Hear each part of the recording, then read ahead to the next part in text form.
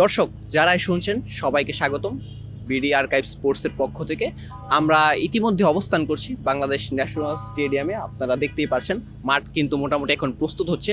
আমরা যদি অপর পাশে দেখাই সেখানে কিন্তু আপনারা দেখতে পারবেন যে মাঠের ঘাস কিন্তু কাটা হচ্ছে। আগামী 10 তারিখ বাংলাদেশ এবং সিঙ্গাপুরের যে ম্যাচ, এবং সেই ম্যাচকে কেন্দ্র করেই মাঠের যে ভিতরের খানিকটা সংস্কার সেটাও করিয়ে নেওয়া হচ্ছে। তো আমি মাঠের বিষয়টা একটু বাদ দিই, আমি অন্য একটা আলোচনায় ফেরত আসি। সেটা হচ্ছে গতকাল রাত থেকে আপনারা কিন্তু সোশ্যাল মিডিয়ায় একটা নিউজ দেখতে পাচ্ছেন। সেটা হচ্ছে বাংলাদেশের যেই টিকিট বিক্রির ওয়েবসাইট সেখানে কিন্তু সার্ভার ক্র্যাশ ডাউন হয়েছে। ইভেন এটাও অনেক ক্ষেত্রে বলা হচ্ছে যে সেখানে নাকি সাইবার অ্যাটাক করা হয়েছে। সো আপনি যদি চিন্তা করে দেখেন যে আজ থেকে 2 বছর আগে কিংবা 1 বছর আগে যদি কেউ বলতো আপনাকে যে বাংলাদেশের ম্যাচ দেখার জন্য ও যখন টিকিট বিক্রি হবে সেখানে সাইবার অ্যাটাক হবে কিংবা সার্ভার ক্র্যাশ ডাউন করবে, সো আপনি হয়তো সেটা শুনলে হাসতেন। কারণ এরকম তো হওয়ার কথাই ছিল না। বাংলাদেশের স্পোর্টস নিয়ে উন্মাদনা বলতে একমাত্র আমরা সেটা ক্রিকেটকেই বুঝেছি একটা সময়। বাট ফুটবল যে এতটা, ফুটবল মানুষ যে ভালোবাসে, ফুটবলের প্রতি যে মানুষের প্যাশন বা উন্মাদনা যে এতটুকু, সেটা মনে হয় যে 2025 এসে আবার খানিকটা বোঝা গিয়েছে। একসময় এখানে আবাহনী মোহামেডান ম্যাচ হয়েছে, এখানে না হলে অন্য এখানে হয়েছে।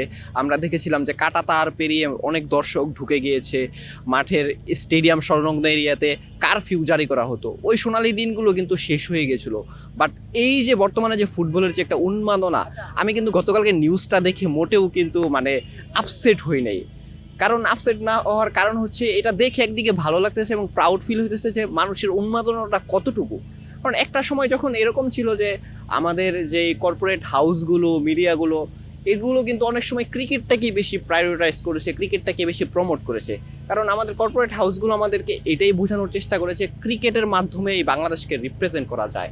বাট যদি বাংলাদেশকে আসলেই ওইভাবে আপনি রিপ্রেজেন্ট করতে চান, টু বি অনেস্ট আমি যেটা ফিল করি সেটা হচ্ছে বাংলাদেশকে ওয়ার্ল্ডে বা গ্লোবালি যদি আপনি রেকগনাইজ করতে যান, সেক্ষেত্রে ফুটবল কিন্তু ওয়ান অফ দ্য চ্যানেল যে আপনি এটার মাধ্যমে রেকগনাইজ করতে পারবেন বা এটার মাধ্যমে মানুষকে রিপ্রেজেন্ট করাতে পারবেন। কারণ ফুটবলটা পুরো ওয়ার্ল্ডের বেশিরভাগ দেশ খেলে। এশিয়া কাপও যদি আপনি ভালো পারফর্ম করেন আপনাকে কিন্তু মানুষ চিনবে। So it's good to see the hype. আশা করি এটা থাকবে। আর লাস্ট একটা ঘটনা দিয়ে শেষ করি। 2017 সালের আমি একটা ফেসবুক পোস্ট দেখতেছিলাম গতকালকে, যে বাংলাদেশ ফুটবল ফেডারেশনের যখন ফেসবুক পেজের অ্যাডমিন ছিল, তখন আন্ডার 16-এর ম্যাচ হতো, দর্শক আসতো না, তারা ফেসবুকে পোস্ট দিত যে তাদের পেজে অনেকে কমেন্ট করে কিন্তু খেলা দেখতে আসে না।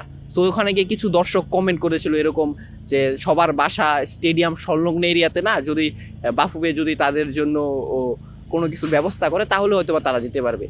তো তখন বাফুফের ফুটবলে অ্যাডমিন আবার সেই কমেন্টে একটা রিপ্লাই দিয়েছিল যে এখন তোমরা কি লোকাল বাস বা এসি বাস চাও কিনা মাঠে যাওয়ার জন্য। So now you looks for AC bus ও local bus to watch the game.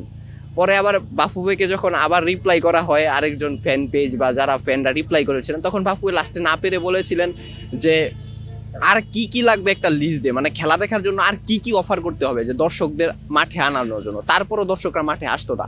But এখন দেখেন মাঠের নাকি মাঠের যে খেলা হবে সেটা টিকিটই পাওয়া যাচ্ছে না। So that's the difference. আমার মনে হয় যে এটা আসলে ধরে রাখা উচিত, এবং বাফুফে যেরকম স্টেডিয়ামে সংস্কার করেছে তাদের ফ্যানদেরকে নিয়েও একটা কাজ করা উচিত, যাতে বাংলাদেশ ফুটবলের আসলে পুরোপুরি ফুটবল সিস্টেমরা, ইনস্ট্রাকচাররা এবং দর্শকদের উন্মাদনা দিয়ে এই আবেগটাকে কাজে লাগে যেন ফুটবলের প্রপার ডেভেলপমেন্টটা হয়।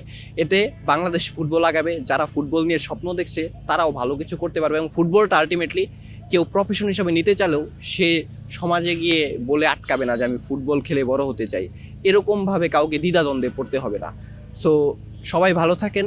আর যেটাই বললাম যে ফুটবলটা এগিয়ে যাক, এটাই হোক আমাদের আগামী দিনের প্রেরণা। এই ছোট ছোট কাজের মাধ্যমেই আমাদের আসল সংস্কারটা হোক। ন্যাশনাল স্টেডিয়াম থেকে অঙ্কুর গমেজ, বিডি আর্কাইভ স্পোর্টস।